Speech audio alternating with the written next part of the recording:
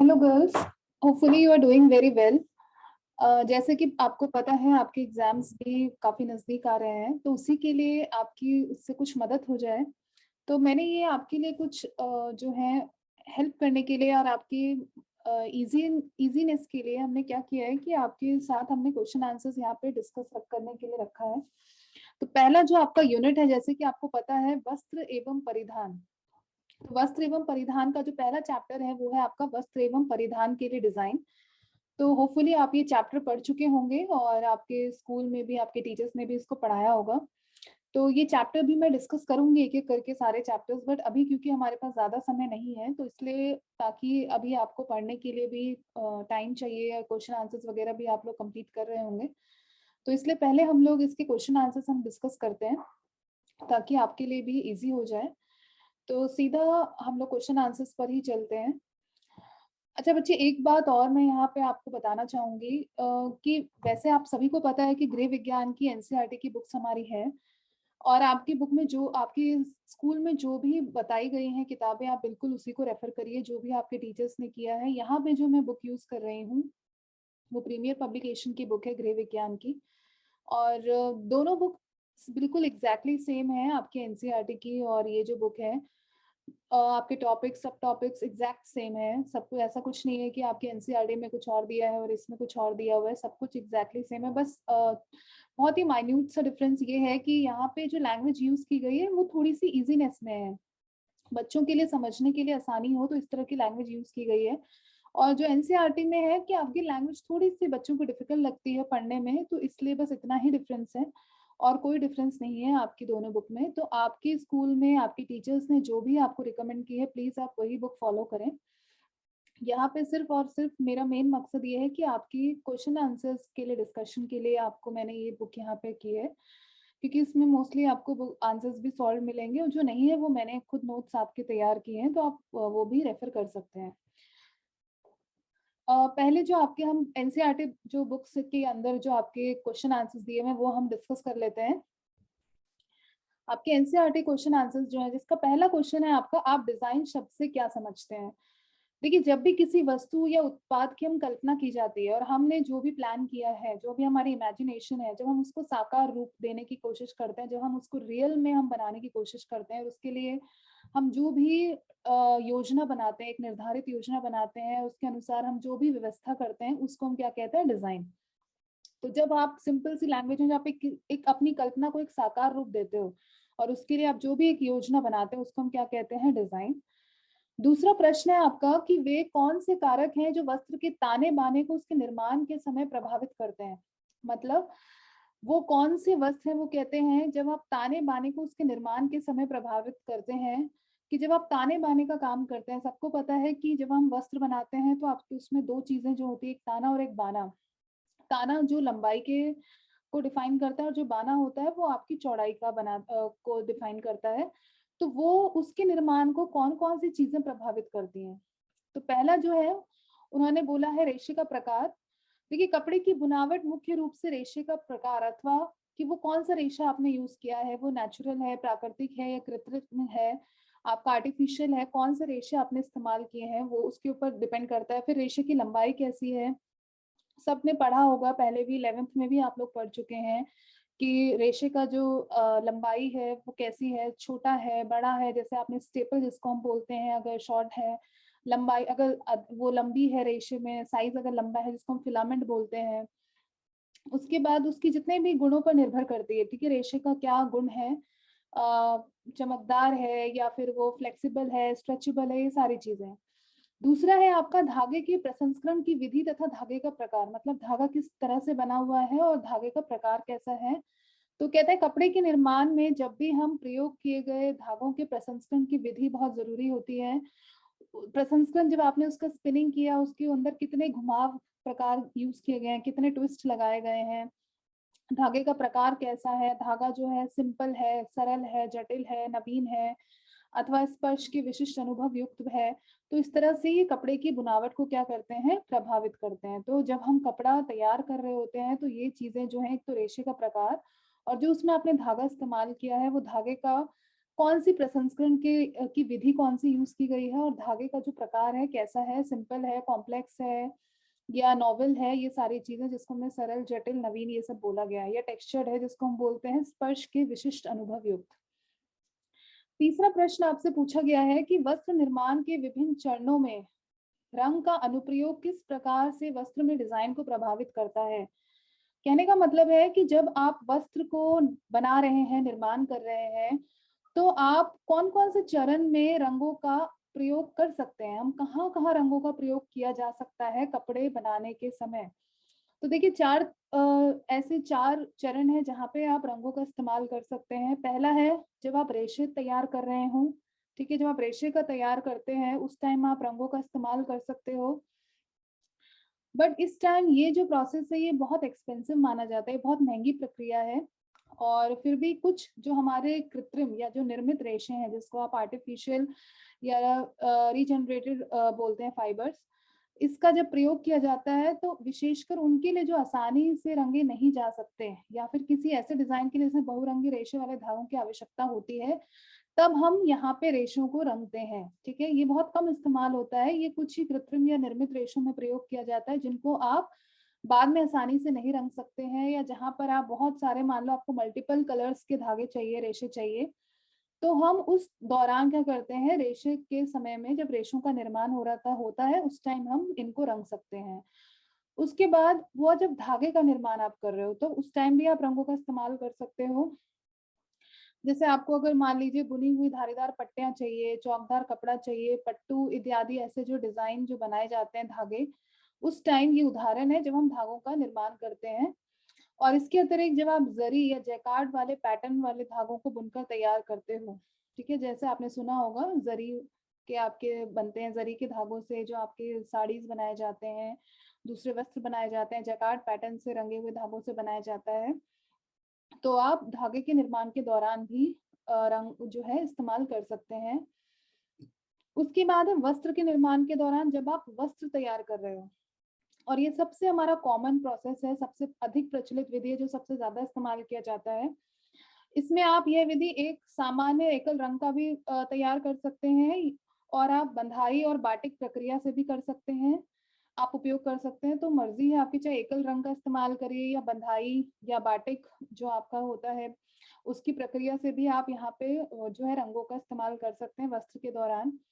और लास्ट है आपका वस्त्र निर्माण के उपरांत, मतलब आपका कपड़ा तैयार हो गया है, वस्त्र तैयार हो गया है, उसके बाद आप जो है अपने रंगों का इस्तेमाल कर सकते हैं, जैसे रंगाई करके उसके ऊपर चित्रकारी, प्रिंटिंग जो आप बोलते हो, छपाई, कसीदाकारी, या कोई पैच वर्क करना है, गोटा पट्टी करना है, इस तरीके से आप वस्त्र बनने के बाद जो है अपने रंगों का इस्तेमाल कर सकते हैं। नेक्स्ट क्वेश्चन है आपका, विभिन्न प्रकार की रेखाएं तथा आकृतियां कौन सी होती हैं, वे किस प्रकार विभिन्न प्रभावों तथा मनोदशाओं का सर्जन करती हैं। देखिए रेखाएं आपने पढ़ी होंगी, यहाँ पे रेखाएं आपकी दे रखी हैं जिसको हम ऊर्ध्वाधर या लंबतर रेखाएं बोलते हैं, उसका क्षैतिज रेखाएं होती हैं, तिरछी रेखाएं होती हैं, वक्र रेखाएं होती हैं। आप लोगों ने चैप्टर पढ़ा होगा, बिल्कुल आपको पढ़ाया गया होगा कि जो हमारी लंबतर रेखाएं होती हैं वो क्या होती हैं, पृथ्वी के साथ साथ इस तरह से बनता है कि लंब बनाती है, मतलब आपकी जो दृष्टि है वो नीचे से ऊपर की ओर घूमती है, और जब भी आप नीचे से ऊपर की ओर देख रहे हैं तो मतलब आपको किस चीज का एहसास हो रहा है, कि आप किसी की लंबाई का एहसास होता है आपको।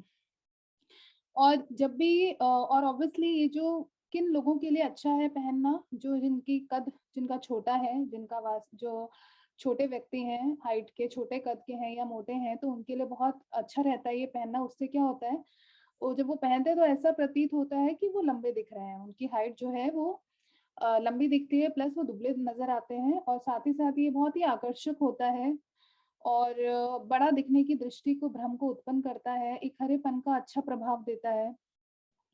दूसरा आपका क्षैतिज रेखाएं हैं। देखिए क्षैतिज रेखाएं जिसको हम इंग्लिश में हॉरिजॉन्टल लाइंस भी बोलते हैं, तो ये रेखाएं क्या होती हैं, पृथ्वी के समानांतर होती हैं, और जब भी आप इनको देखेंगे तो आपकी क्या होती है कि दृष्टि एक ओर से दूसरी ओर घूमती है, और ये किस चीज का एहसास देता है कि ये चौड़ाई का एहसास देता है। तो ये रेखाएं उन लोगों के लिए अच्छी है जो लोग काफी लंबे हैं, या मान लीजिए बट ये, और जो दुबले पतले लोग हैं उनके लिए रेखाओं का प्रयोग बहुत अच्छा है करना, उससे क्या होगा कि वो थोड़े मोटे दिखाई देंगे, तो उनके लिए लाइंस काफी अच्छी हैं अगर वो अपने पोशाक में, अपने वस्त्रों में इन लाइंस का प्रयोग करते हैं। और ये रेखाएं जब भी आप देखते हैं तो आपको ऐसा प्रतीत होता है कि विश्राम है, मतलब रेस्ट में है, सौम्यता प्रतीत होती है, चौड़ाई और सहजता का एहसास कराती है और स्थिरता का भी एहसास कराती है। तीसरी जो रेखाएं है वो है आपकी तिरछी रेखाएं। तिरछी रेखाएं देखिए, ये दोनों लंबाई और चौड़ाई बढ़ाने दोनों की बातें इससे संभव होती हैं, और इन तिरछी रेखाओं के ढालू होने के कारण उनसे जो कोण बनता है, हमारा जो एंगल बनता है, वो क्या करते हैं, वो लंबाई और चौड़ाई दोनों का आपका एहसास कराते हैं। और जो सामान्य रूप से हमारी जो लंबवत तिरछी रेखाएं होती हैं वो क्या होती है, वो हमारी जो लंबी तिरछी रेखाएं होंगी, वो उनको देखने पे आपको ऐसा लगेगा कि वो आपकी लंबाई को बढ़ा रही हैं। और जो आड़ी तिरछी, मतलब जो थोड़ी ज्यादा झुकी हुई होंगी, जो चौड़ाई की तरफ ज्यादा होंगी, वो कैसा लगेगा, उससे ऐसा लगेगा कि आपकी लंबाई कम होने का आभास देंगी। तो हमें बहुत ही सोच समझ के इनका इस्तेमाल करना चाहिए, और अगर आप बहुत ज्यादा इस्तेमाल इसका करते हो तो ये कई बार बहुत ही एक तरह से आप बोल सकते हो कि कंफ्यूजन भी क्रिएट करती है। तो इसको हमें बहुत सोच समझ के इस्तेमाल करना होता है। फोर्थ है आपका वक्र रेखाएं, जिसको हम इंग्लिश में बोलते हैं कर्व लाइंस। तिरछी रेखाएं एक तरह से हमारी डायगोनल लाइंस होती हैं, और वक्र रेखाएं हो गई आपकी कर्व लाइंस। देखिए, किसी भी प्रकार की गोलाई वाली जो रेखा होती है उसको हम कहते हैं वक्र रेखा, जिसमें कर्व्स बन रही हैं, गोलाई बन रही है, ये घुमावदार होती हैं। और जब भी आप इन रेखाओं को देखेंगे तो आपको ऐसा लगेगा कि धीरे धीरे आपकी दृष्टि जो है वो भी इसके साथ घूम रही है, और ये रेखाएं देखने में बहुत ही सुंदर लगती हैं, और इससे आपको इसकी जो घुमाव होती है उससे लंबाई का भ्रम होता है। वो कहते हैं यदि घुमावदार रेखाएं आड़ी दिशा में हो तो लंबाई कम होने का आवाज देती है। सॉरी। वो कहते हैं वस्त्रों में वक्र रेखाएं, मतलब जब कर्व लाइंस, जब कोई भी इंसान जब कर्व लाइंस वाले कपड़े पहनता है जिसमें वक्र रेखाएं हैं, तो उससे बहुत ही सौम्यता का भाव उत्पन्न होता है, बहुत ही कोमलता, बहुत ही सॉफ्टनेस फील होती है देखने में। तो ये आपकी रेखाओं के बारे में था। फिर उन्होंने पूछा है आपसे क्वेश्चन में आकृतियों के बारे में भी पूछा है, कौन कौन सी आकृतियां हैं। सॉरी। देखिए, 4 तरह की हमारी जो आकृतियां हैं वो वर्गीकृत की गई हैं। पहला है आपकी प्राकृतिक आकृतियां, जो नेचुरल आपके जो शेप्स हैं। उसके बाद है आपकी फैशनेबल शैली की आकृतियां।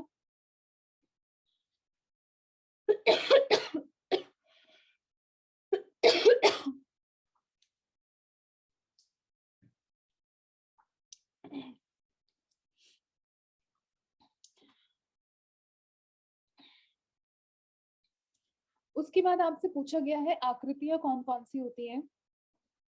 तो अगर हम आकृतियों की बात करते हैं तो आपसे पहला जो है वो है प्राकृतिक आकृतियां, जिसको आप बोलते हो नेचुरल शेप्स। नेचुरल शेप्स जो आपके नेचर में ऑलरेडी हैं, जो मानव निर्मित वस्तुओं की सामान्य आकृतियों की नकल होती है। तो जो भी देखिए ह्यूमन जो भी बनाता है वो क्या करता है, अपने नेचर से इंस्पायर्ड होके बनाता है। जैसे आपके फ्लावर्स हैं, ट्रीज हैं, पेड़ पौधे, सूरज, चांद, इन सब से जो भी शेप्स होती हैं, चिड़िया, इन सब से जो भी है, तो जो भी शेप्स है वो आपके नेचुरल शेप्स हो गई। उसके बाद आती है आपकी फैशनेबल शैली की आकृतियां।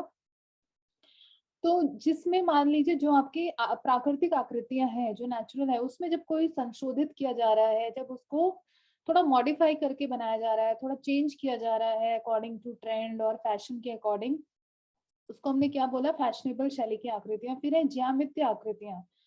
ज्यामितीय आकृतियां क्या होती हैं, जिसको आप बोलते हो, मैथ्स में भी आपने पढ़ा होगा, जो आपकी जैसे ट्रिग्नोमेट्रिक शेप्स होती हैं। ठीक है, जैसे आपका रेक्टेंगल, आपका जो है आपके ट्राइंगल, सर्कल, स्क्वायर्स, ये सारी चीजें क्या होती हैं, आपकी ज्यामितीय आकृतियां हो गई। जहाँ लिखा भी है, जो गणितीय रूप से पैमाना, कपास अथवा अन्य मापक उपकरणों का उपयोग कर बनाई जाती हैं, आपके सारे स्केल्स एंड मेजरमेंट यूज किया जाता है। उसके बाद है अमूर्त आकृतियां, जो वो आकृतियां जिनका कोई रूप नहीं होता, मतलब किसी विशिष्ट वस्तु जैसी दिखाई नहीं देती, मतलब एक तरह से आपकी अपनी कल्पना हो सकती है, अपनी इमेजिनेशन हो सकती है। जो भी आप अपनी इमेजिनेशन से, अपनी कल्पना से बनाते हैं, उनको हम क्या बोलते हैं, अमूर्त आकृतियां, जिसको हम इंग्लिश में क्या बोलते हैं, एब्स्ट्रैक्ट। ठीक है, एब्स्ट्रैक्ट आपने डिजाइन भी पढ़ा होगा, एब्स्ट्रैक्ट शेप्स हो गए वो। नेक्स्ट आपका जो 5th क्वेश्चन है बच्चे, वो बोला गया है, आप पोशाक में आवृत्तता तथा सामंजस्यता किस प्रकार प्राप्त करते हैं। अब आवर्तता का मतलब रिदम होता है जिसको हम लय भी बोलते हैं, तो आपसे चाहे लय पूछे या आवर्तता पूछे एक ही बात है। सामंजस्यता, इसको हम अनुरूपता भी बोलते हैं, तो इनके वर्ड्स और भी हैं, तो आप कंफ्यूज मत होइएगा। आपको पता होना चाहिए कि इसके दूसरे और क्या वर्ड्स हैं, वो आपको शब्द पता होने चाहिए। तो किस तरह से हम ला सकते हैं, पहले बताया है लय कैसे ला सकते हो आप, आवर्तता कैसे ला सकते हैं। रेखा का, रंग का, अलंकार का जब आप बार बार उपयोग करेंगे तो लय उत्पन्न होगी। जब हम किसी भी चीज को रिपीट करते हैं, रिपीटेशन होता है, उससे लय उत्पन्न होती है। विकिरण, विकिरण आपको बताया था, जैसे अगर आपके पोशाक में चुन्नटे वगैरह हो तो वो विकिरण का एहसास दिलाती है, मतलब वो भी क्या हो रही है, एक तरह से लय बना रही है। और तीसरा जो है आपका आकार को या तो आप धीरे धीरे बढ़ा के या घटा के, मतलब या तो कोई आकार छोटा है फिर उससे बड़ा होगा, उससे बड़ा होगा, वो धीरे धीरे बढ़ रहा है, या फिर बहुत बड़ा है उससे धीरे धीरे छोटा हो रहा है, तो इस तरह से भी वो भी एक लय बना रही है। तो इस तरीके से आप जो है आवर्तता ला सकते हैं। उसके बाद है सामंजस्यता, जिसको हम अनुरूपता भी बोलते हैं, और इंग्लिश में इसको हम हार्मनी भी बोलते हैं। तो आप कैसे ला सकते हैं, किसी भी परिधान में जब आप रेखाओं को या आकारों को दोहराते हो तो उससे क्या होती है, आप आसानी से एकता ला सकते हो। पहले तो आपको समझना पड़ेगा कि सामंजस्यता क्या होती है। जब आप पूरे पोशाक को देखते हो तो उसमें एकता होनी चाहिए, ये नहीं कि आपका ऊपर का भाग कुछ अलग दिख रहा है, नीचे का भाग अलग दिख रहा है, बाजू अलग नजर आ रही है, सब कुछ अलग अलग लग रहा है। जब हम ऊपर सब पूरे एक ड्रेस, एक पूरे वस्त्र, एक पूरे कपड़े को देख रहे हैं तो हमें उन सब में एकता दिखनी चाहिए कि एक दूसरे से वो जुड़ी हुई है, चाहे वो रंग में, चाहे वो रेखा में, चाहे वो प्रिंट में, चाहे वो संरचना में, हर चीज में। दूसरा है, वो कहते हैं कि जो प्रयोग होने वाले रंग हैं वो अपनापन होना चाहिए, ऐसा नहीं ऊपर कुछ और नीचे बिल्कुल कुछ और, हर सब हर तरह हर पार्ट अलग अलग रंग, ऐसा नहीं होना चाहिए, तो उसमें अपनापन होना चाहिए।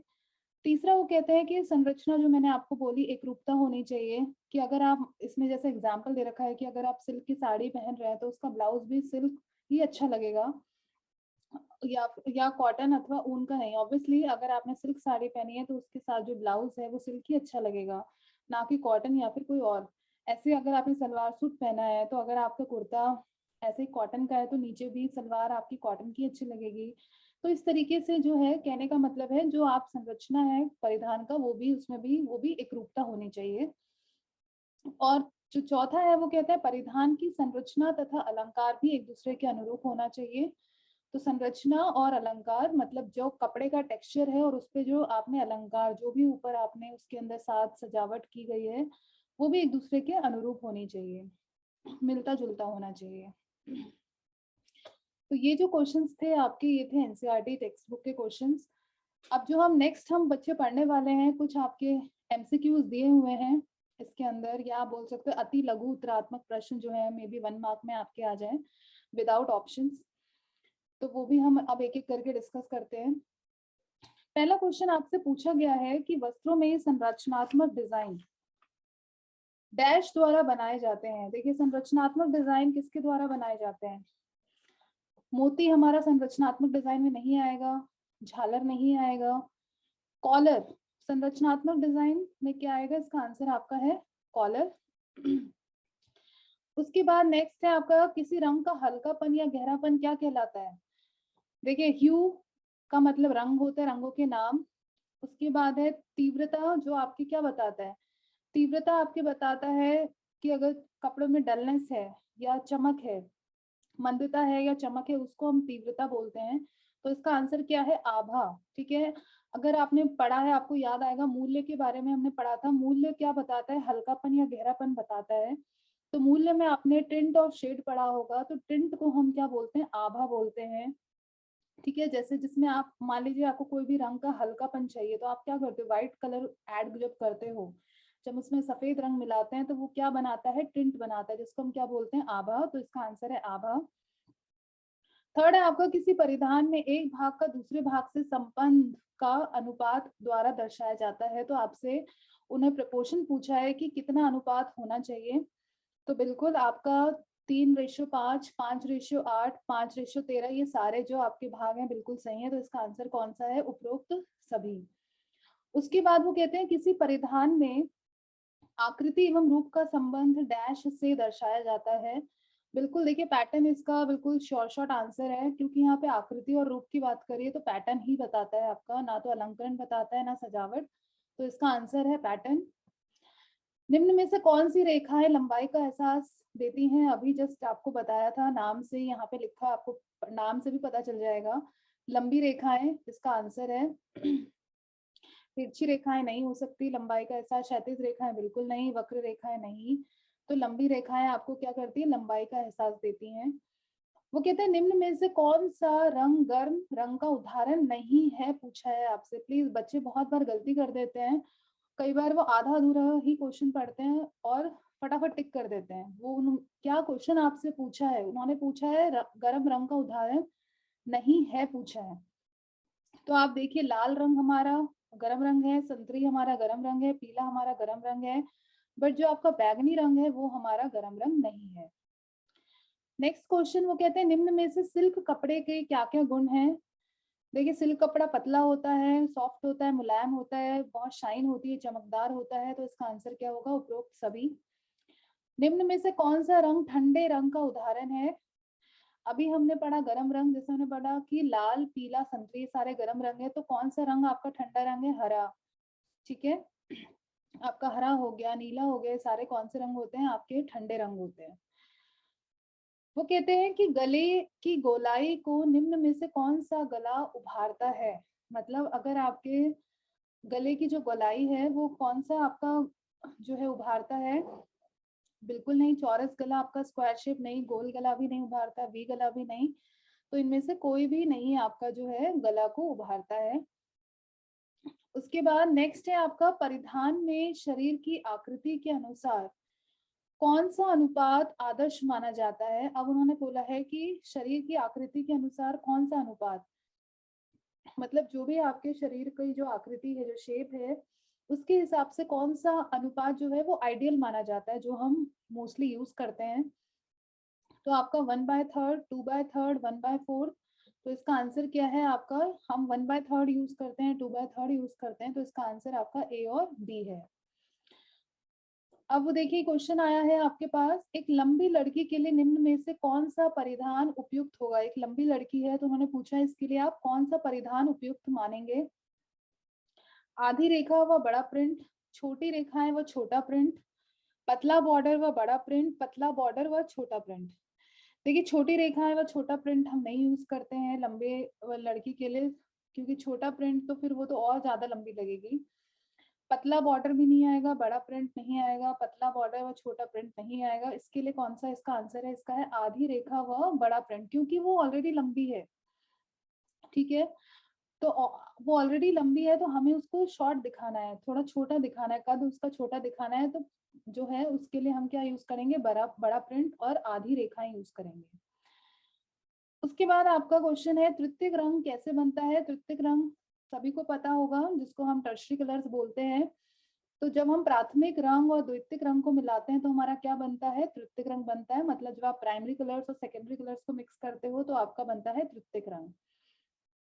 वो कहते हैं कि वस्त्रों का उचित चयन करते समय उनके मूल तत्वों, रेखाएं, रंग, डैश और डिजाइन के सिद्धांतों का ज्ञान होना चाहिए।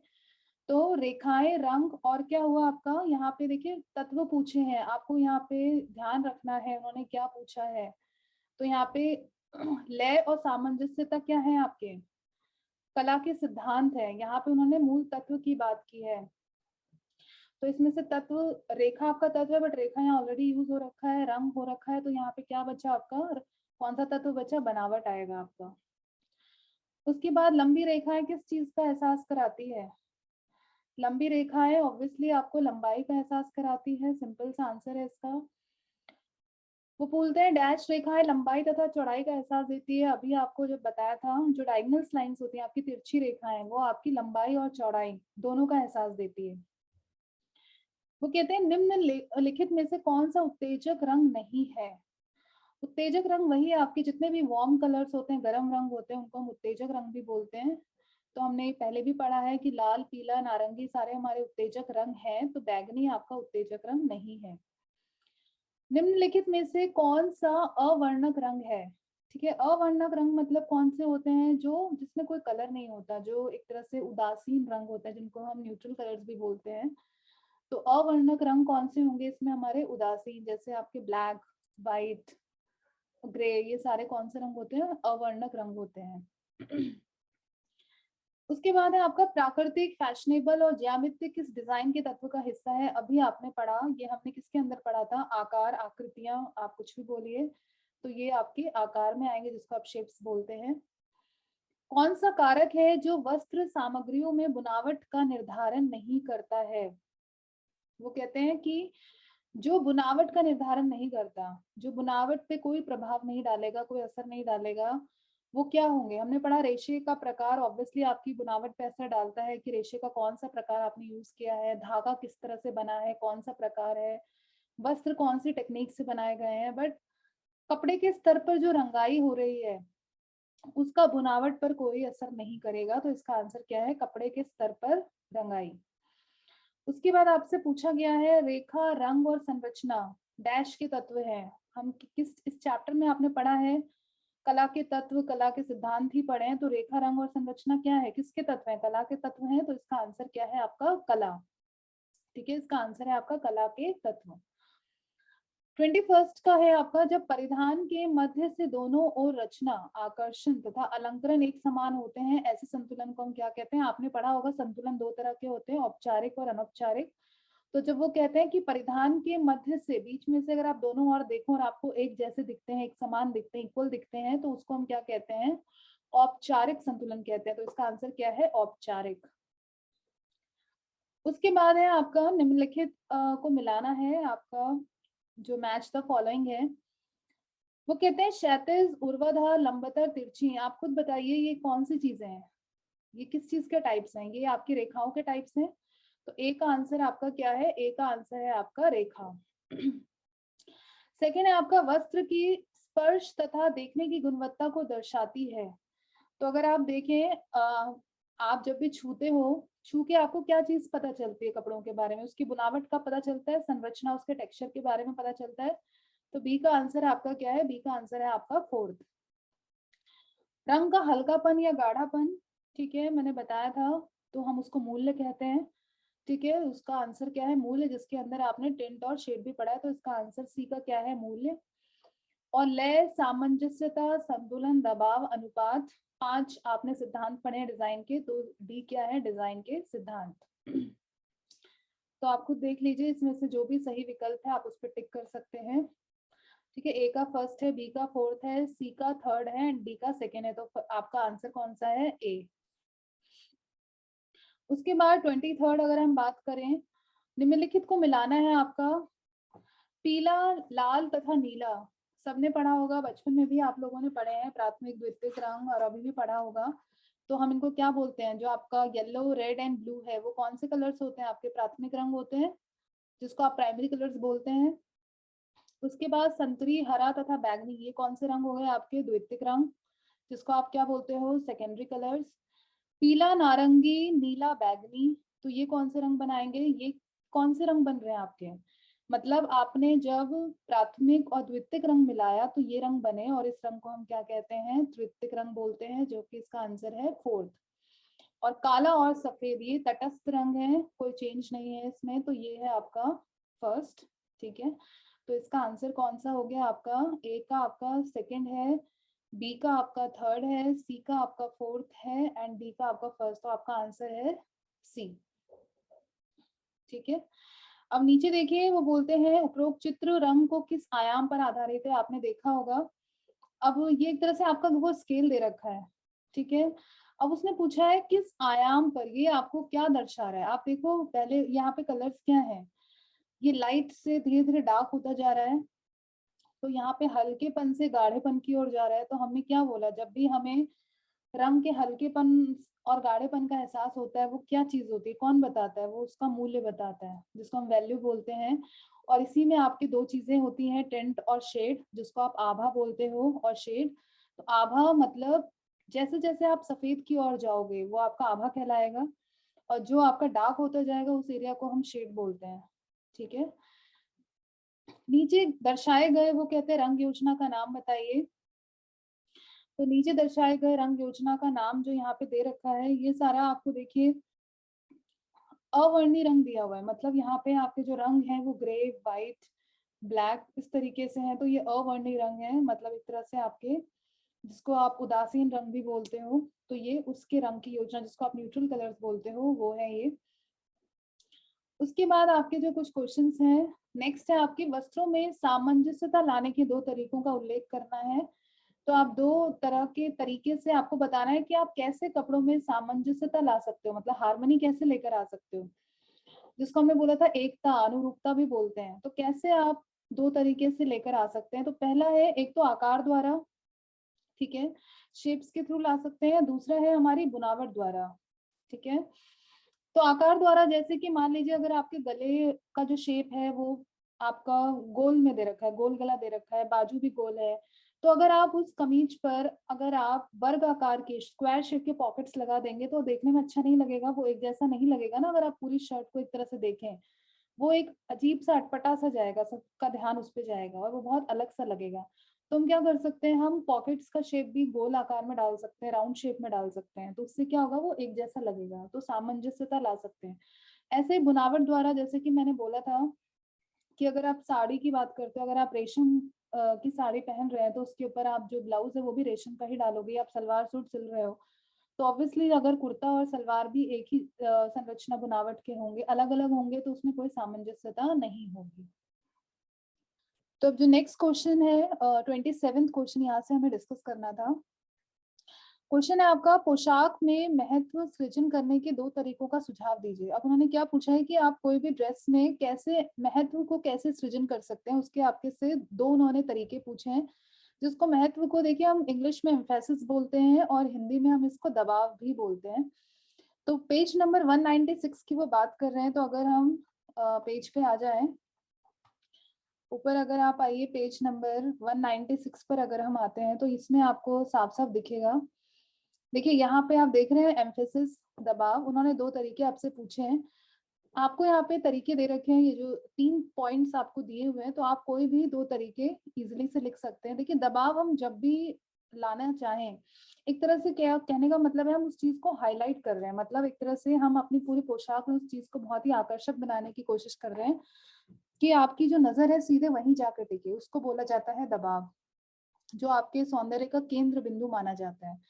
तो कहने का मतलब है आप उसको रंग से, रेखाओं से बिल्कुल उस पर दबाव बना सकते हैं, आप कोई भी उस पर आकृति इस तरह से बना सकते हैं। और हाँ यस, एक तरह से क्या होता है कि दबाव जो होता है वो आपके अगर कोई भी शारीरिक जो आकृति है, जो आपके शरीर, हर एक बॉडी की शेप बिल्कुल परफेक्ट नहीं होती है, कोई ना कोई दोष जरूर होते हैं, कोई मोटा है, कोई पतला है, कोई कमर बहुत ज्यादा पतली है या बहुत ज्यादा चौड़ी है, तो उस तरीके उन चीजों को छुपाने में भी दबाव क्या करता है, हमें बहुत मददगार हेल्प करता है। और तीसरा, तो आप उस तरह से भी अपने दबाव को यूज कर सकते हैं, जैसे मान लो अगर कोई पतली कमर वाली महिला है और वो नहीं चाहती कि नजर लोगों की उसकी पतली सी कमर पे जाए, बहुत ही ज्यादा पतली है, तो वो क्या कर सकते हैं, तो वो एक चमकदार, एक विषम रंग, मतलब एक कॉन्ट्रास्ट बेल्ट जो है कलर की पहन सकते हैं, जिससे क्या होगा कि उसके जो कमर है उस पे नजर नहीं जाएगी और नजर सीधा किस पे जाएगी, बेल्ट पे जाएगी। तो इस तरह से भी दबाव से क्या होता है कि आप अपने शरीर के दोषों को भी छुपा सकते हैं। और तीसरा जो आपका तरीका है, आप अलग अलग रंग का यूज करके, आकृतियों का यूज करके, रेखाओं का, बुनावट का उपयोग करके भी आप क्या कर सकते हैं, महत्व ला सकते हैं। उसके बाद नेक्स्ट क्वेश्चन आपका है, नेक्स्ट क्वेश्चन उन्होंने क्या बोला है आपसे, परिधान रचना में कला के किन तत्वों का प्रयोग होता है। बिल्कुल आपने पढ़ा होगा, कला के तत्व कौन कौन से पढ़े थे हमने, रेखा, रंग और संरचना, ये हमारे तत्व हैं। उसके बाद वो क्वेश्चन पूछते हैं आपसे, आपके वस्त्रों में होने वाली ऊर्ध्वाधर लकीरें आपके शारीरिक डील डॉल की छवि को किन 2 तरह से प्रभावित करती हैं। पहले तो आपको पता होना चाहिए कि क्वेश्चन आपका सीबीएसई 2005 में भी आ चुका है और इस तरह के क्वेश्चंस ही ज्यादातर क्वेश्चंस आपके पूछे जाते हैं इस चैप्टर से। तो ऊर्ध्वाधर पहले तो आपको पता होना चाहिए कौन सी लाइंस पूछ रहे हैं, ये आपकी लंबवतर रेखा है जिसको आप वर्टिकल लाइंस बोलते हो, लंबी रेखा है। तो ये किस चीज का प्रभाव डालेगी, एक तो अगर कोई भी व्यक्ति ऊर्ध्वाधर लकीरें वाले कपड़े पहनता है तो उससे लंबे होने का आभास होता है। दूसरा, ये पतले व दुबले होने का एहसास देता है, ठीक है, इससे क्या होता है आपका शरीर दुबला और पतला नजर आता है। 30th जो क्वेश्चन है वो बोलते हैं कि पोशाक में समतल रेखाओं का व्यक्ति की अभिव्यक्ति पर पड़ने वाले 2 प्रभाव बताएं। तो समतल रेखाएं का मतलब क्या हो गया, आपकी जो हॉरिजॉन्टल लाइंस होती हैं, ठीक है, क्षैतिज रेखाएं को हम समतल रेखाएं भी बोलते हैं। तो इससे क्या होता है, एक तो व्यक्ति के छोटे होने का आभास कराती है, शॉर्ट दिखाता है, और ऑब्वियसली क्योंकि चौड़ाई का एहसास कराता है तो इससे क्या आपको एहसास हो रहा है, मोटे होने का आभास होता है। नेक्स्ट क्वेश्चन जो है आपका वो बोलते हैं कि पोशाक के लिए कपड़े की दिखावट, दिखावट मतलब कि आप कपड़े को जब देख रहे हो, कपड़ा दिख कैसा रहा है, उसकी अपीयरेंस कैसे दिख रही है, तो कौन से 4 कारक हैं जो प्रभावित करते हैं। तो जब भी आप कपड़े को देखते हो तो देखने कौन कौन सी चीजें हैं जो प्रभावित करती हैं उसकी दिखावट को, उसके अपीयरेंस को। ऑब्वियसली संरचना, कपड़ा कैसा है, कॉटन है, रेशम का है, आपका कौन सी संरचना, कौन सा टेक्सचर उसका यूज किया गया है, सूती है, नायलॉन है, पॉलिस्टर है, कैसा कपड़ा है, कौन से कैसे रंग उसमें इस्तेमाल जो दिखाई दे रहे हैं हमें, रंग कैसा उस पर इस्तेमाल है, आकार कैसा है कपड़े का, और उस पर डिजाइन किस तरह से है। तो ये सारी चीजें क्या करती हैं, उसकी दिखावट पे हमें प्रभावित करती हैं। नेक्स्ट क्वेश्चन आपसे पूछा गया है कि एक लंबी लड़की के लिए उपयुक्त परिधान की विशेषताएं लिखिए। अब वो कहते हैं कि एक लड़की है जो कि लंबी है हाइट में, तो उसके लिए आप कैसा परिधान, जो उसकी लंबी लड़की के लिए परिधान जो सही रहेगा, उचित रहेगा, उसकी कौन वो कपड़े आपको बताने हैं। देखो लड़की क्या है, लंबी है, तो लंबी है मतलब हमें उसको हाइट उसका कैसा दिखाना है, एवरेज दिखाना है, ठीक है, उसको थोड़ा सा हमें शॉर्ट दिखाना है। और वो बहुत लंबी लड़की है तो हम उसको कैसा इस्तेमाल करेंगे, आड़ी रेखाओं वाली डिजाइन के लिए देखेंगे, ठीक है, क्योंकि अगर आप यहाँ पे जो है आड़ी रेखाएं क्या करती हैं, आड़ी रेखाएं हमने पढ़ा था अभी, ठीक है, तो इससे क्या होगा कि वो उसकी हाइट जो होंगी वो थोड़ी शॉर्ट नजर आएगी, और बड़े प्रिंट के प्रयोग से उसका कद क्या है, वो थोड़ी सी मोटी प्रतीत होगी। तो आड़ी रेखाओं से थोड़ी छोटी नजर आएगी और बड़े प्रिंट से थोड़ी मोटी प्रतीत होगी। तो ये जो है लंबी लड़की के लिए उपयुक्त माना जाता है। तो आपको ये क्वेश्चन इस तरह से बहुत ज्यादा आते हैं एग्जाम में, तो आपको ये कॉन्सेप्ट समझना पड़ेगा कि कौन सी रेखाएं कौन से जो व्यक्ति के लिए उचित होता है। उसके बाद 33 जो क्वेश्चन है आपका, स्कर्ट और ब्लाउज में लय, ठीक है, जिसको हम इंग्लिश में रिदम भी बोलते हैं, पैदा करने के लिए 4 तरीकों का सुझाव देना है। तो लय आप कैसे ला सकते हैं, ये हमने पहले भी आपके एनसीईआरटी में भी अभी हमने डिस्कस किया था कि रेखा और रंग को दोहराकर आप लय ला सकते हो। एक जैसे बटन या अलंकरण अलंकरण लगाकर आप लय ला सकते हैं। लय मतलब जब कोई भी चीज रिपीट हो रही है, ठीक है। उसके बाद विकिरण, जैसे मैंने चुन्नट बोला था, का प्रयोग करके आप बिल्कुल रिदम ला सकते हो। आकार को या डिजाइन को या कोई भी लाइन है उसको आप घटाकर या बढ़ाकर जब आप दिखाते हो तो उससे भी आप क्या ला सकते हैं, लय ला सकते हैं। तो ये क्वेश्चन भी आपका काफी इंपॉर्टेंट है। इस तरह के क्वेश्चंस भी आपसे जरूर पूछे जाते हैं एग्जाम में।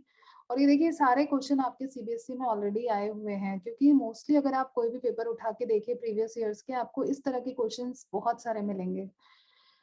नेक्स्ट क्वेश्चन है आपका, साड़ी व ब्लाउज में लय पैदा करने के 2 तरीके। देखिए सेम क्वेश्चन ही था, आपसे यहाँ स्कर्ट और ब्लाउज में पूछा, यहाँ आपसे साड़ी व ब्लाउज में पूछा, बिल्कुल ऑलमोस्ट आपका दोनों के आंसर सेम ही है, ठीक है। तो गले व बाजू पर सुंदर कढ़ाई करके, साड़ी पे भी आप बॉर्डर में मान लीजिए कढ़ाई करके आप सेम जो है लय लेकर आ सकते हैं ब्लाउज में भी। और ऐसे ही विकिरण जैसे चुन्नट आप ब्लाउज पे दिखा सकते हैं। साड़ी पे आप मान लो कोई शेप है जिसको उतार चढ़ाव आप दिखा सकते हो। और इस तरह की कोई भी लाइंस या कोई आकार या रंग के शेड को आप धीरे धीरे बढ़ाकर घटाकर आप ले ला सकते हो। तो ये सारे आपके, ये भी काफी इंपॉर्टेंट आपका क्वेश्चन है 34। अब हम आते हैं आपका नेक्स्ट जो है लघु उत्तरात्मक प्रश्न। अभी तक हम जो पढ़ रहे थे वो आपके काफी अति लघु उत्तरात्मक थे, शॉर्ट आंसर्स थे। अब वेरी शॉर्ट थे, अब ये आपके शॉर्ट आंसर्स हैं जो कि 2-3 मार्क्स में पूछे जाते हैं। लघु उत्तरात्मक प्रश्न का पहला जो क्वेश्चन है वो है आपसे, साड़ी में लय लाने के 3 तरीके पूछे हैं, या आपसे पूछा है कि पोशाक में आवर्तता जिसको हम लय बोलते हैं सृजन करने के 2 तरीके। तो आंसर आपका देखिए, अभी जो आपने पढ़ा ऊपर जो भी आपने आंसर पढ़े वही सेम आपका यही आंसर, मतलब ये और ये आपके आंसर बिल्कुल सेम है। यहाँ पे भी आपने ये पढ़ा था साड़ी में लय पैदा करने के 2 तरीके, इन्होंने भी वही आपसे साड़ी से लय पैदा करने के ही तरीके पूछे हैं। और ये पोशाक में आवर्तता लय, तो दोनों के आंसर सेम ही लिखे जाएंगे। आप इन सारे पॉइंट्स को यूज करके अपना आंसर इसको लिख सकते हैं, बिल्कुल एग्जैक्ट सेम ही इसका आंसर आएगा आपका। तो ये रिपीट आपका क्वेश्चन है। नेक्स्ट क्वेश्चन जो है आपका, गर्म तथा ठंडे रंग कौन से होते हैं, आपको एग्जाम्पल देना है। तो आपको पहले भी मैंने बताया कि लाल, पीले, संतरी रंग ये सब कौन से होते हैं, गर्म रंग कहलाते हैं।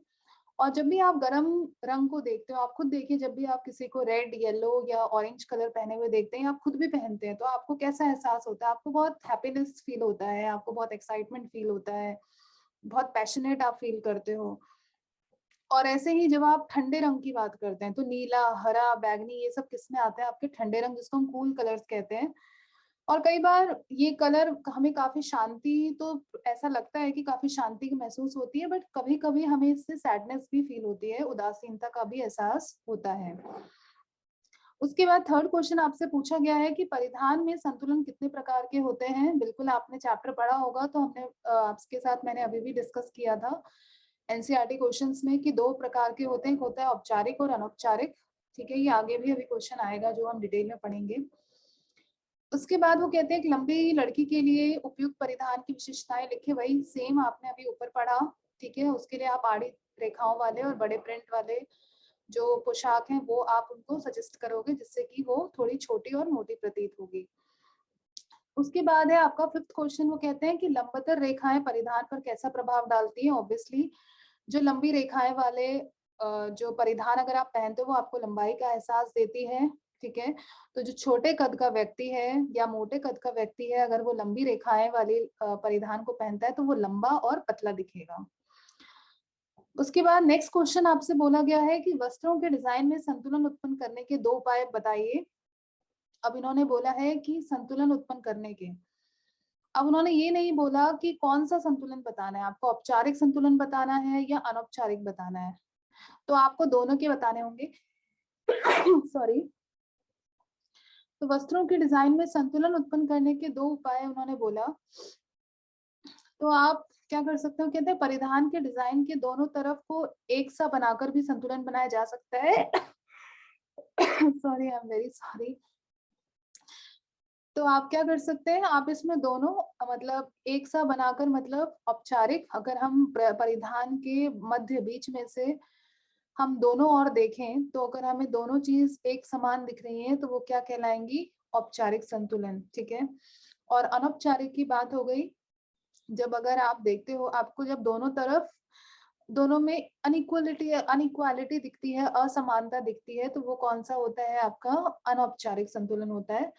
तो वो कहते हैं कि परिधान के मध्य से दोनों तरफ भिन्न रचना, जब आपको अलग अलग रचना दिख रही है, आकर्षण दिख रहे हैं या अलंकार दिख रहा है, तो वो क्या कहलाएगा, अनौपचारिक। तो इसमें दोनों तरफ का आकर्षण क्या होता है, असमान उत्पन्न किया जा सकता है। तो ये संतुलन जो है आपको इसमें दोनों एक्सप्लेन करने हैं, आपका जो है औपचारिक भी और अनौपचारिक भी। ये क्वेश्चन अभी आप डिटेल में भी देखोगे तो आपको इसका आंसर और क्लियर हो जाएगा। वो कहते हैं कि पोशाक में समतल रेखाओं की व्यक्ति की अभिव्यक्ति पर पड़ने वाले 2 प्रभाव। अब इससे देखो, क्वेश्चन सिंपल सा है, आपसे बोला गया है कि समतल रेखा मतलब हॉरिजॉन्टल, इसको आप क्षैतिज रेखा बोलते हो। तो अगर कोई भी व्यक्ति क्षैतिज रेखा वाली पोशाक पहनता है तो उस पर कौन से प्रभाव दिखेंगे। पहले भी बताया आपको कि समतल रेखाएं किस चीज का एहसास कराती है, चौड़ाई का एहसास और सहजता का भ्रम उजागर करती है। तो आप कौन से व्यक्ति को बोलोगे पहनने के लिए, ऑब्वियसली जो बहुत ही दुबला पतला है, तो उस व्यक्ति को अगर आप बोलोगे समतल रेखाओं वाले पोशाक पहनने के लिए, तो उससे क्या होगा, उस व्यक्ति को चौड़ाई और स्थिरता प्रदान करेगी। तो आपको सिंपल सा क्वेश्चन था ये।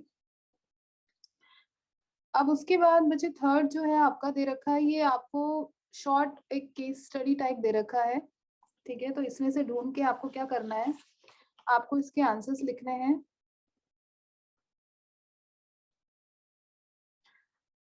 ठीक है बच्चे, 7 तक हमने प्रीवियस वीडियो में डिस्कस किया है। अब नेक्स्ट जो आपका 8th क्वेश्चन है कि लय व दबाव बनाने के 2 तरीके उसने बोला है।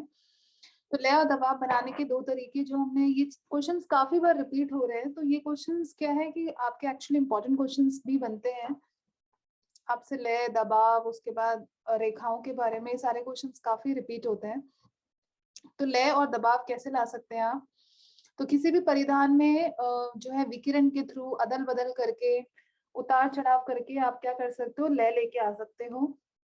और दबाव लाने के लिए जैसे कि मैंने बोला, उस चीज को हमें क्या करना है, उस पर एम्फेसाइज करना है, उसको ज्यादा आकर्षक बनाना है जिससे कि आपकी दृष्टि सीधा उसी पे जाए। तो आप क्या कर सकते हो, गले पे बहुत सुंदर से एक कशीदाकारी कर सकते हो, कढ़ाई कर सकते हो, सुंदर शीशे लगाए जा सकते हैं योग पर। तो इस तरह से आप क्या कर सकते हो, दबाव ला सकते हो। उसके बाद वो कहते हैं कि परिधान के डिजाइन में दबाव का क्या महत्व है। तो परिधान में दबाव शरीर की बनावट के गुणों को उभारा अवगुणों को दबाया जा सकता है, जैसे कि अभी हमने पहले भी डिस्कस किया था कि आप इससे गुणों को उभार भी सकते हो, और अगर आपके शारीरिक आकार में कोई दोष है तो आप उनको छुपा भी सकते हो। यदि किसी व्यक्ति का चेहरा सुंदर है तो केंद्र बिंदु गर्दन के पास होना चाहिए। यदि कमर पतली है तो केंद्र बिंदु कमर के पास होनी चाहिए। ठीक है, तो कोई भी जो भी आपकी बॉडी का अगर कोई भी हिस्सा जो आपको लगता है बहुत ही अच्छा है तो आप उसको ज्यादा एम्फेसाइज, ज्यादा दबाव देके उसको और ज्यादा आकर्षक बना सकते हो। नेक्स्ट क्वेश्चन है आपका, एक बच्ची फ्रॉक में लय लाने के 4 तरीके बताइए। एक बच्ची के फ्रॉक में आप लय कैसे ला सकते हैं। आपने इससे पहले भी पढ़ा कि साड़ी में लय कैसे ला सकते हैं, ब्लाउज में कैसे ला सकते हैं, स्कर्ट में कैसे ला सकते हैं। सबके आंसर्स सेम ही रहेंगे, बस थोड़े बहुत वर्ड्स चेंज होंगे। और दूसरा देखिए, इसी क्वेश्चन को दूसरे तरीके से कैसे बोला गया है कि आपने अपनी छोटी बहन का फ्रॉक सिलवाने के लिए रेशमी कपड़ा खरीदा है, तो फ्रॉक में आप लय लाने के लिए किन्हीं 3 तरीकों का वर्णन करें। क्वेश्चन सेम है मगर पूछने का जो तरीका है वो डिफरेंट है। अब बच्चे अगर इस क्वेश्चन को पढ़ते हैं तो उनको इजी लगेगा, बट अगर वो इस क्वेश्चन को पढ़ते हैं तो वो थोड़े पैनिक हो जाते हैं कि अरे ये क्या पूछ लिया। क्वेश्चन बहुत ही सिंपल सा है, बट उसमें क्या क्या थोड़ा सा घुमा के पूछा है आपसे, बट आंसर दोनों का सेम ही है। ठीक है, तो आप दोहराकर, रंगों को दोहराकर, मान लीजिए लेस लगा रखा है या कोई गोटा लगा रखा है, कोई रंग है, कोई रेखा है, उन सबको आप दोहराकर ले ला सकते हैं। विकिरण, जैसे कि बताया, चुन्नट जब हम डालते हैं तो उसको विकिरण कहा जाता है। विपरीत, विपरीत का मतलब है कि दोनों तरफ, जब आप कोई भी बाजू बना रहे हो तो दोनों तरफ आप सेम डाल रहे हैं, कोई उस पर पैच वर्क कर रहे हैं, इस तरह से आप जो है लय ला सकते हैं। आकार को धीरे धीरे बढ़ाकर या घटाकर भी आप लय ला सकते हैं। अब देखिए 11th जो क्वेश्चन आपसे पूछा गया है वो कहते हैं कि रमा एक ऐसी महिला के लिए सूट का डिजाइन बना रही है जिसका पेट बढ़ा हुआ है। पोशाक के डिजाइन में पेट से महत्व हटाने और अनुरूपता लाने के 3 सुझाव दीजिए। अब उसने क्या पूछा है, पहले क्वेश्चन ध्यान से समझ लीजिए।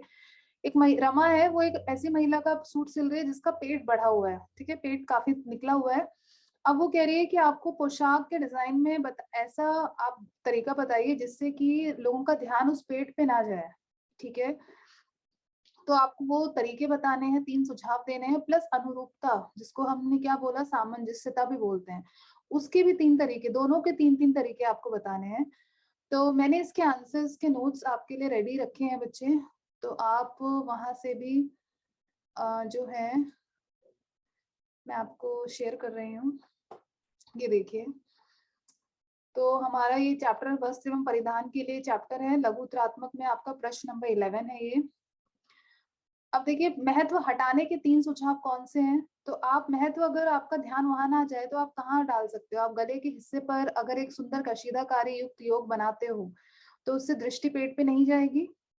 ठीक है, विषम रंगों, मतलब जो कॉन्ट्रास्ट कलर होते हैं, या रेखाओं या आकृतियों का उपयोग करके भी बाजू के भाग को अधिक आकर्षक बनाते हो। मतलब अगर आप अपने पोशाक के किसी और भाग को बहुत ज्यादा अट्रैक्टिव बनाते हो तो ध्यान ऑब्वियसली उस तरफ नहीं जाएगी, पेट पे नहीं जाएगी। ठीक है, ऐसे ही अगर आप पूरे सूट में कलर्स, रंगों का यूज करके, अलग अलग आकृतियों का यूज करते हो, रेखाओं का यूज करते हो, बुनावट का यूज करके, तो आप क्या कर सकते हो, उसका ध्यान कहाँ से हटा सकते हो, पेट से हट सकता है। तो इन तरीकों को आप यूज कर सकते हो।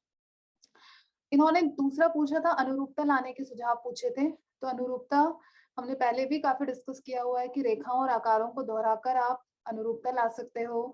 सूट में जो भी आप रंग यूज करोगे उसमें अपनापन होना चाहिए। सलवार में, सूट में, दुपट्टे में तो उस तरह के होने चाहिए जिसमें कि अपनापन लगे, मिला जुला लगे। और पहले भी बोला कि जब हम कपड़े यूज करते हैं, संरचना, जो टेक्सचर होना चाहिए कपड़े, वस्त्र का या सूट जो आप सिल रहे हो, तो अगर उसमें आप अनुरूपता चाहते हो तो इसका मतलब क्या है कि उसके अंदर मान लो सलवार तथा कुर्ते भी दुपट्टे की तरह सूती होने चाहिए। मतलब अगर सलवार, कुर्ता, दुपट्टे तीनों एक ही संरचना के हैं, एक ही कपड़े के हैं, तो उसमें क्या दिखेगी, अनुरूपता दिखेगी।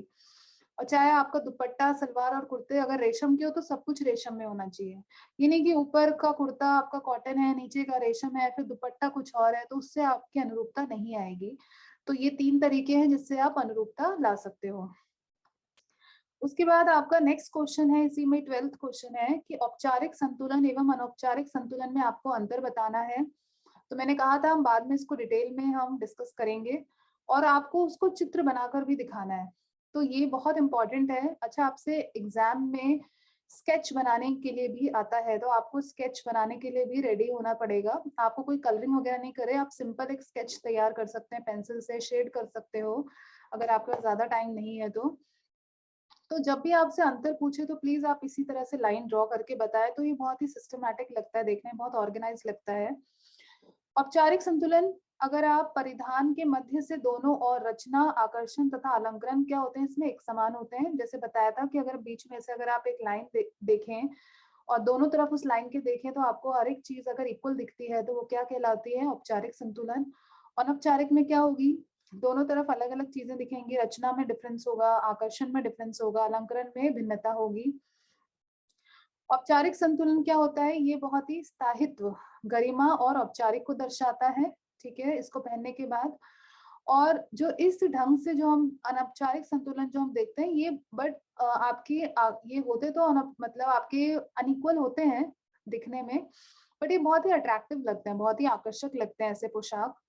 और उदाहरण के तौर पे आप लिख सकते हो कि कमीज के मध्य में योक लगाकर, ये देखिए इस तरह से ये योक लगे हुए हैं, या कमीज के मध्य में अगर आप बटन लगाते हैं तो अगर आप देखो, अगर मैं बीच में से इसको देखूं, इस अगर ये मान लो एक लाइन है बीच में और इस लाइन के इस तरफ और इस तरफ आपको हर चीज इक्वल दिख रही है, तो ये क्या है, औपचारिक संतुलन। तो इस तरह से आप स्केच बना सकते हैं।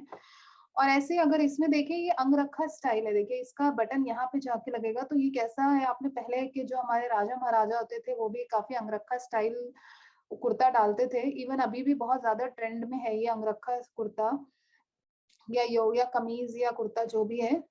तो ये देखो बीच में ना देकर उन्होंने क्या किया, इसको टेढ़ा लगाया है, बटन्स भी इस तरह से टेढ़े लगे हैं, तो ये आपका अनौपचारिक संतुलन हो गया। ये इक्वल नहीं है, इस पार कुछ और है, इधर कुछ और है।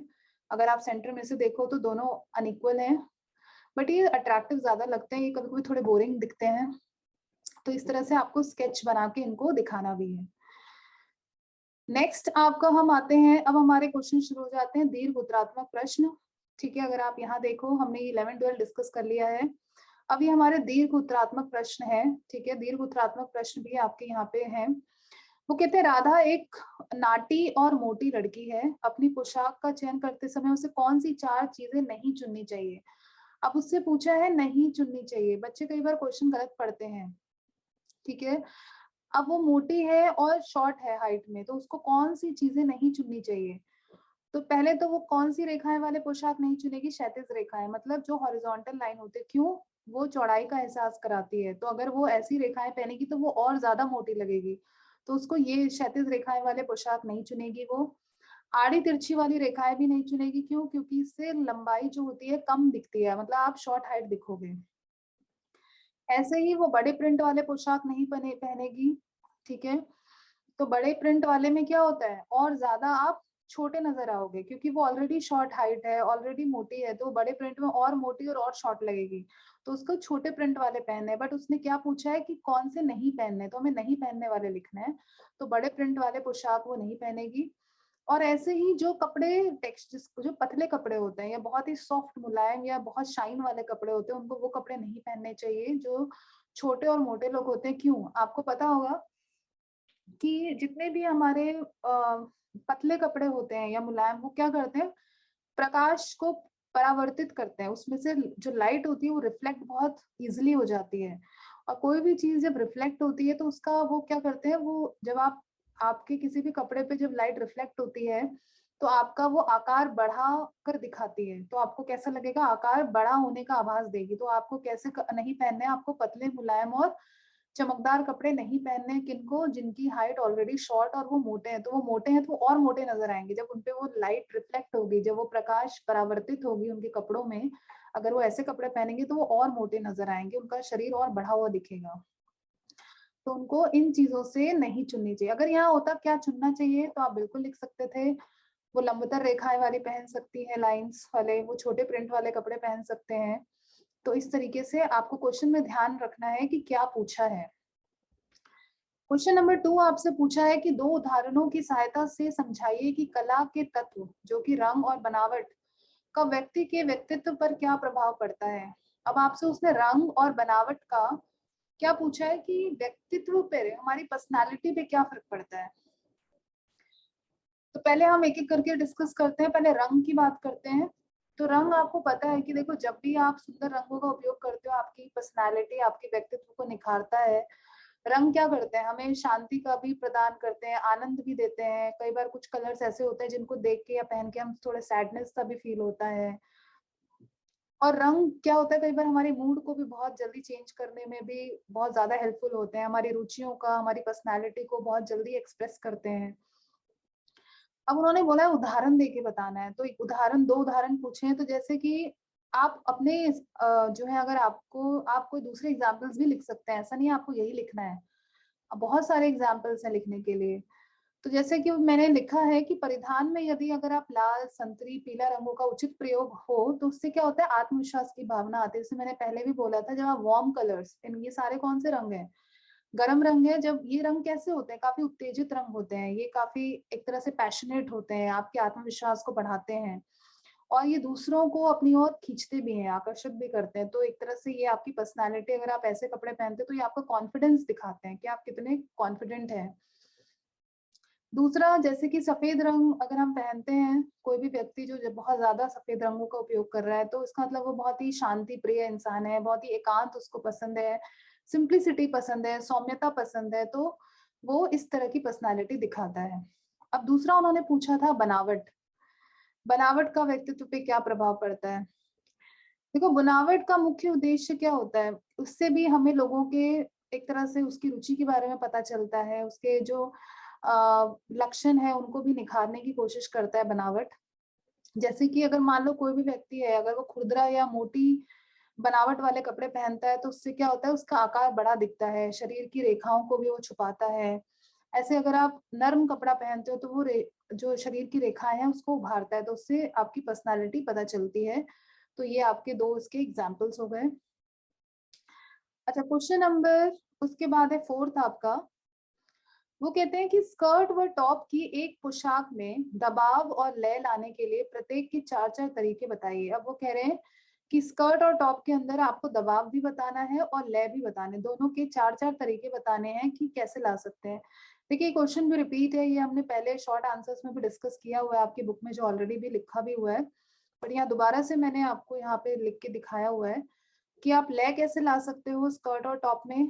ऑब्वियसली ये बहुत बार रिपीट हो चुका है कि लाइंस और कलर्स को आप रिपीट दोहरा कर आप लय ला सकते हो। एक जैसे बटन या अलंकरण लगाकर भी आप लय ला सकते हैं। विकिरण जैसे चुन्नट का प्रयोग करके भी आप लय ला सकते हैं। कोई भी आकार है, डिजाइन है, रेखा को घटा या बढ़ाकर भी आप क्या कर सकते हैं, लय ला सकते हैं। अब दूसरा हम बात करते हैं दबाव लाने की तरीके कैसे हैं। जैसे कोई भी रंग है, रेखा है, इन सबको आप सही ढंग से अगर इस्तेमाल करें तो आप दबाव ला सकते हैं। विषम रंग, कॉन्ट्रास्ट कलर्स, शेप्स, लाइंस, बुनावट का उपयोग करके भी आप दबाव ला सकते हैं। अब जैसे मैंने कुछ एग्जांपल्स यहाँ लिखा है कि अगर आप टॉप पर, आपके जो टॉप है ऊपर का, अगर आप उसमें गले पे एक सुंदर कसीदाकारी, मतलब एक सुंदर से कढ़ाई करते हैं, तो उससे आप दबाव ला सकते हैं अपने टॉप पर। और स्कर्ट में अगर आप कमर के हिस्से पर चुन्नट डालते हैं तो उससे भी दबाव लाया जा सकता है। आप यहाँ पे कुछ और भी एग्जांपल्स दे सकते हो, जैसे आप टॉप के बाजू पे ला सकते हो, कुछ भी आपको जैसा अच्छा लगे। उसके बाद टॉप पर विषम रंगों के बाजू में आप अगर उसको अट्रैक्टिव बनाते हो, या बटन, अगर आप टॉप पे ऐसे सुंदर बहुत ही अट्रैक्टिव बटन्स लगाते हो तो उससे भी लोगों का ध्यान उस पे जा सकता है, उसको भी आप आकर्षक बना सकते हो। ऐसे ही अगर आप स्कर्ट पर अगर एक चमकदार और विषम रंग वाली बेल्ट लगाते हो तो उससे अगर कोई भी पतली कमर वाली महिला है तो आप उसकी, अगर लोग चाहते हैं कि मेरी, लोगों की नजर मेरी इतनी पतली कमर पे ना पड़े, तो वहां पे वो एक चमकदार और विषम रंग वाली बेल्ट का इस्तेमाल कर सकती है, तो उससे भी अपने स्कर्ट पे वो एक दबाव डाल सकती है। तो ये आपके तरीके थे दबाव लाने के। ठीक है। उसके बाद फोर्थ के बाद सीधा नाइन्थ है, तो क्वेश्चन हम देख लेते हैं कौन सा है। अच्छा यहाँ पे थोड़ी इन्होंने फोर्थ के बाद ये यहाँ पे गलत मिस्टेक है, फिफ्थ क्वेश्चन है ये। वो कहते हैं कि आपकी छोटी बहन प्रीति एक सजीली पोशाक सिलवाना चाहती है, ठीक है, उसके 4 मूल आकृतियों के बारे में बताइए जिनका एक पोशाक में सृजन किया जा सकता है। तो इन्होंने आपसे डायरेक्ट क्या पूछा है, सिर्फ एक आकृतियों के बारे में पूछा है। मतलब एक वो एक अपनी ड्रेस सिलवा रही है, तो आकृति मतलब शेप्स, वो कौन कौन से 4 तरह के शेप्स के बारे में पूछा है। तो अगर आप देखेंगे हमने ऊपर पेज अगर आप जाओगे तो आपको यहाँ पे आकृतियों के बारे में आपके चैप्टर में लिखा हुआ है। बता देती हूँ कौन सा पेज नंबर है आपका। आप डायरेक्ट आंसर्स यहाँ से लिख सकते हैं, इसीलिए मैंने उसमें नहीं लिखा है। पेज नंबर आप देखिए, पेज नंबर 194 पर, पेज नंबर 194 पर ये दिख रहा है आपको आकृतियां। 4 आकृतियां यहाँ आपकी वर्गीकृत की गई हैं।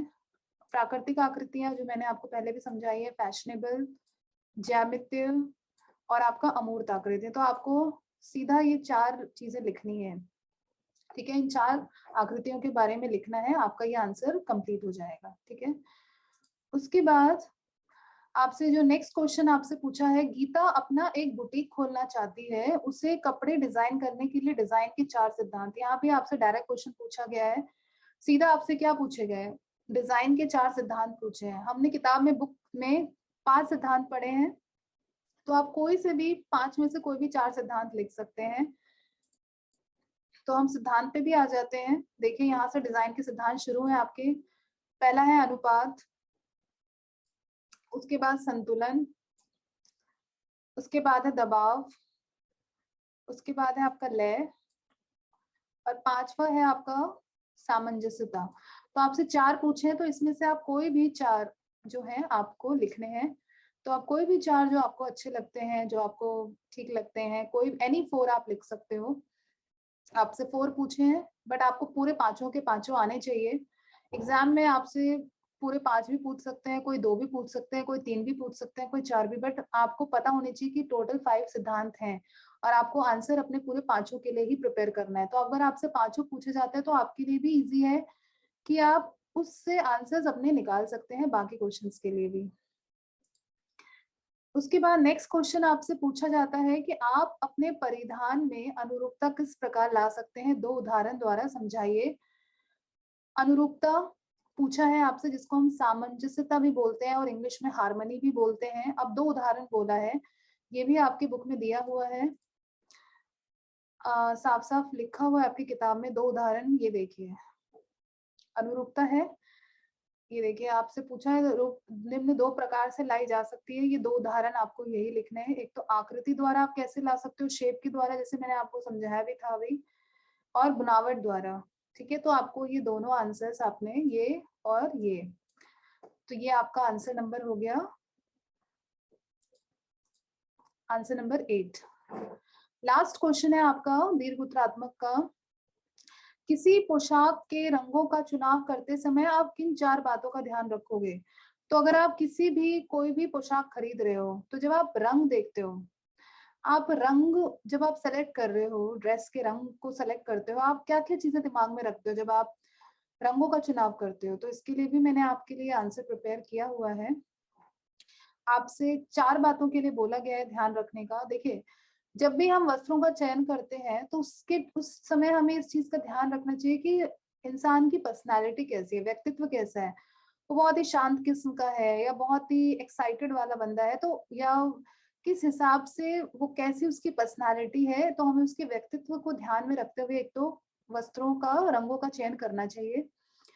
दूसरा, पोशाक के रंगों का चुनाव करते समय आयु का अवश्य ध्यान रखना चाहिए। आप किस आयु के लिए कपड़े खरीद रहे हो, कि वो किशोरावस्था में है या वृद्धावस्था में है या वयस्क अवस्था में है या बच्चों के लिए आप कपड़े ले रहे हो।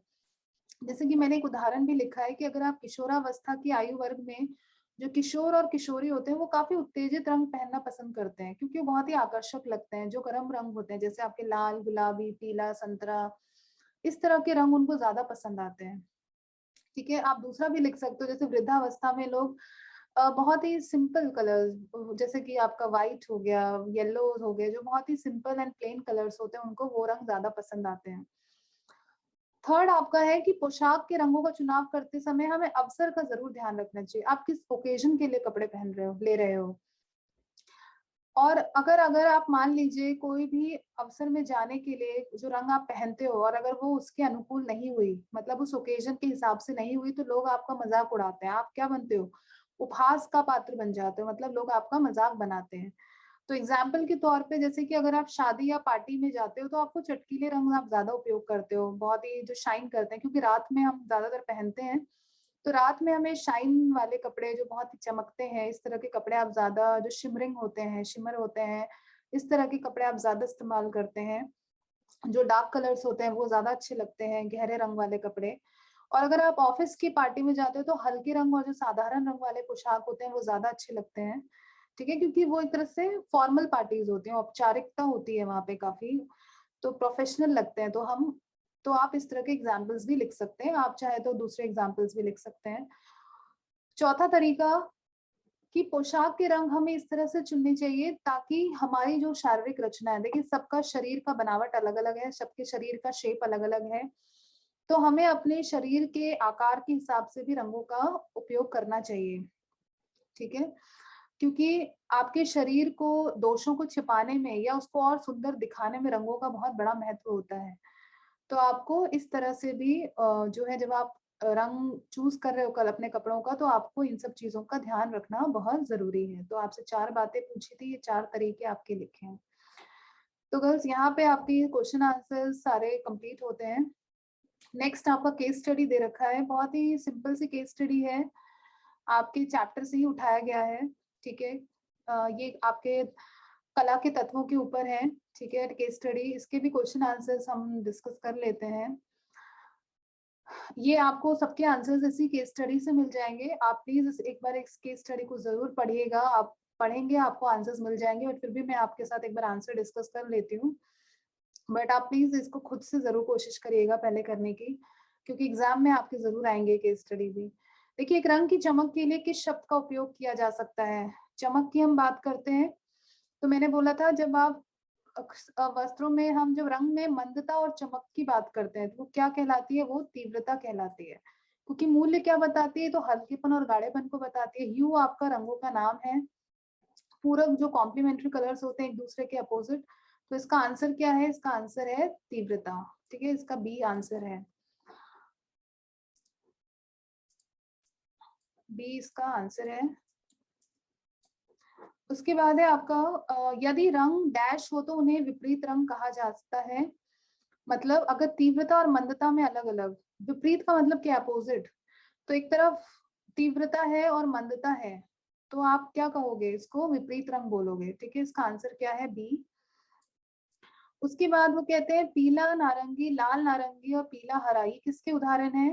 प्राथमिक रंग हो नहीं सकता, द्वितीयक रंग नहीं है, ऋणात्मक रंग नहीं है, ये कौन से रंग है, आपके तृतीयक रंग है। उसके बाद है निम्नलिखित में से कौन सा दृश्य तत्व एक रंग की छाया से संबंधित है। मतलब वो कहते हैं कि कौन सा दृश्य तत्व एक रंग की छाया। देखो, अगर आपको याद हो, यहाँ पे रंग की बात हो रही है पहले तो रंग में रेखा आएगा नहीं, बनावट आएगा नहीं, आकार आएगा नहीं। रंग के अंदर हमने पढ़ा है, मूल्य के बारे में पढ़ा है, ह्यू के बारे में पढ़ा है, तीव्रता के बारे में पढ़ा है। अब उसने बोला रंग की छाया से संबंधित है, तो मूल्य अगर आपको याद हो, इसमें आपने 2 चीजें पढ़ी है, टिंट और शेड, जिसको आभा और छाया बोलते हैं। तो रंग की छाया से संबंधित कौन सा आंसर है, इसका बी। ठीक है, मूल्य। वो कहते हैं जब सफेद रंग को किसी अन्य रंग से जोड़ा जाता है तो उस रंग का डैश कहा जाता है। मतलब वो क्या कह रहे हैं कि अगर आप सफेद रंग को किसी अन्य रंग में जोड़ते हो, जब आप कोई भी किसी भी कलर में व्हाइट कलर ऐड करते जाओगे तो वो क्या बनाता है, वो टिंट बनाता है, जिसको हम आभा बोलते हैं। ठीक है, तो उसका आंसर क्या है, टिंट। इसके आंसर्स लिखे हुए हैं। फिर आपके पास ये दूसरा भी केस स्टडी दे रखा है। देखो, फिर ये आगे देखो, बहुत बार ये क्वेश्चन आया हुआ है, ये क्वेश्चन भी बहुत इंपॉर्टेंट है आपका। ये ह्यू, मूल्य और तीव्रता, यहाँ से क्वेश्चन बहुत बार पूछे जाते हैं। इसी की स्टडी पे आपके आधा ये स्टडी है, और इसको पढ़ के आपको इसके आंसर्स देने हैं। वो कहते हैं किसी रंग का हल्कापन या गहरापन क्या कहलाता है, अब तो याद हो गया होगा सबको। आंसर क्या है इसका, आभा, जिसको आप टिंट बोलते हो। टिंट और शेड्स होते हैं जो मूल्य बताते हैं। तो यहाँ पे मूल्य नहीं लिखा, बट मूल्य का ही पार्ट क्या है, आभा। तो इसका आंसर क्या है, आभा। सफेद, काले, धूसर, रजत और धात्विक रंगों को डैश कहा जाता है। देखो सफेद, काले, धूसर ये कौन से रंग है? उदासीन रंग जो बताया था, जिनको हम क्या बोलते हैं? न्यूट्रल कलर्स भी बोलते हैं, अवर्णक रंग भी बोलते हैं। तो ये कौन से रंग है? उदासीन रंग। रंगों का अध्ययन डैश पर निर्भर करता है। आपको पता है रंग हमें कैसे दिखाई देते हैं? जब वो प्रकाश से, जब उस पर लाइट पड़ती है तो हमारी लाइट उस पर कितनी पड़ रही है, उससे हमारी जो रंगों का अध्ययन उस पर निर्भर करता है। डैश रंग का ग्रे पैमाने पर अधिकतम मान है। देखो जब आप स्केल देखते हो, हमने ऊपर भी देखा था, एक स्केल दिया गया था, तो आप उसमें देखो जैसे जो हमारा सफेद रंग है उसका सबसे ज्यादा अधिकतम मान है। आप जैसे जैसे सफेद की ओर बढ़ते जाओगे नंबर इंक्रीज होता जाएगा, और जैसे जैसे आप ब्लैक की तरफ आते जाओगे नंबर घटता जाएगा, और जब वो बिल्कुल डार्क हो जाता है, ब्लैक हो जाता है, वो 0 हो जाता है, और जब वो बिल्कुल व्हाइट की तरफ आप जाते हो तो उसका मार्क 10 हो जाता है, तो हाईएस्ट हो जाता है। तो आपको ये ध्यान रखना है कि ग्रे स्केल पे जब आप व्हाइट की तरफ जा रहे हो तो इंक्रीज होता है मान, वैल्यू, और जब आप ब्लैक की तरफ आते हो तो उसका मान घटता है। तो अब इससे पूछा है कि अधिकतम मान किधर है, तो सफेद में होता है। डैश एक रंग और एक उदासीन या एक आवर्णी रंग का उपयोग कराता है। कौन सा? जो आपका विशिष्ट उदासीन रंग है, देखो ना इसी क्वेश्चन में ही आंसर है। उदासीन या अवर्णी रंग का उपयोग कराता है कौन सा? ऑब्वियसली जो विशिष्टतापूर्ण उदासीन सुमेल है, जो आपका कलर व्हील है उदासीन रंग का, वही आपको बताएगा अवर्णी रंग का उपयोग। ठीक है, तो ये आपके क्वेश्चंस हो गए। और एक और था आपका लास्ट क्वेश्चन, पेज जो था 206 पे भी क्वेश्चन है आपका। हाँ ये लास्ट आपका, ये तीसरा जो आपका केस स्टडी दिया हुआ है 200 पेज 6 पे, तो ये भी आप प्लीज पढ़िएगा। उसी वो कहते हैं गति व दिशा को निर्धारित करती है। आप रेखा अगर देखो तो आपको रेखा देख के पता लगता है कि वो आपको स्पीड बता रही है या दिशा, डायरेक्शन बता रही है। ठीक है, आप इसको देखेंगे तो यहाँ भी आपको इसका आंसर मिल जाएगा। ऊर्ध्वाधर रेखाएं क्या दर्शाती हैं? मतलब लंबी रेखाएं, तो ऊपर की तरफ गति करना। आप जब लंबी रेखाओं को देखते हो तो क्या देखते हैं कि आप ऊपर की तरफ देख रहे हो, इसीलिए लोग जो इसको रेखाओं को पहनते हैं वो लंबे लगते हैं। इनमें से कौन सी रेखाएं नाटकीय प्रभाव कर देती हैं? नाटकीय प्रभाव कौन देती है? आपकी तिरछी रेखा। इसलिए बोला था इसको हमें बहुत सोच समझ के यूज करना होता है। अगर आप इसको बहुत ज्यादा यूज करते हो तो ये बहुत कंफ्यूजन भी क्रिएट करती है। वो कहते हैं इनमें से कौन सा कथन गलत है? आपको बताना है कौन सा सेंटेंस इनकरेक्ट है। क्यों रंगों का नाम है? बिल्कुल सही है।